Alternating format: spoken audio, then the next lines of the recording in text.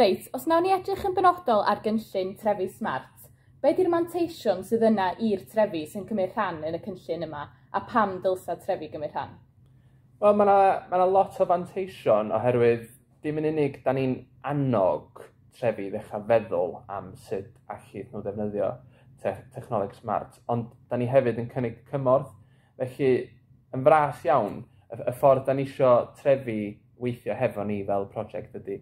Mi da ni'n gofyn i bobl gofrestru ar gyfer cyfres o weithiau. Fydd yna 3 gweithdy sy'n cael ei redeg yn Clive Davies cyn faer yn Aberteifi.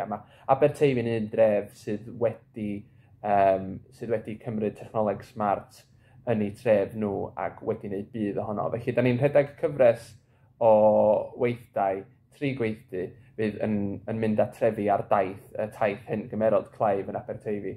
A trwy gydol y gweithiau yma, mi fydd y trefi yn cwblhau cynllun gweithredu, fydd wedyn yn cael ei adolygu gyda ni fel tîm, y Trefi Smart, ac wedyn mi fydda ni'n gallu cynnig cymorth ychwanegol iddyn nhw.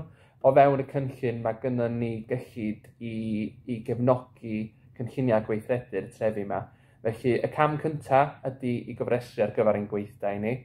Yr ail gam ydy i cwblhau y cynllun gweithredu, a wedyn gyrru'r cynlluniau gweithredu yn ôl i ni, a wedyn mi fydda ni gynnig cymorth ychwanegol. Mae hyn yn cynnig bydd mawr oherwydd mae technoleg yn rhywbeth allith fod yn dychrynllyd i pobl sydd ddim yn considro eu hunan fel rhywun technegol. Felly, da ni'n trio cymryd y faich yna o'r wrth y trefi, a y cwbl da ni angen ydy bod nhw'n cydweithio hefo ni. Felly, da ni'n gweld bod bydd mawr yn hyn ar gyfer trefi, a dyma pan bod y prosiect yma'n rhedeg. Felly, ddylsa bob tref cymryd mantais o'r cyfle yma ac i gysylltu hefo ni mwyn i ni gallu trio trefnu gweithio ar gyfer y trefi.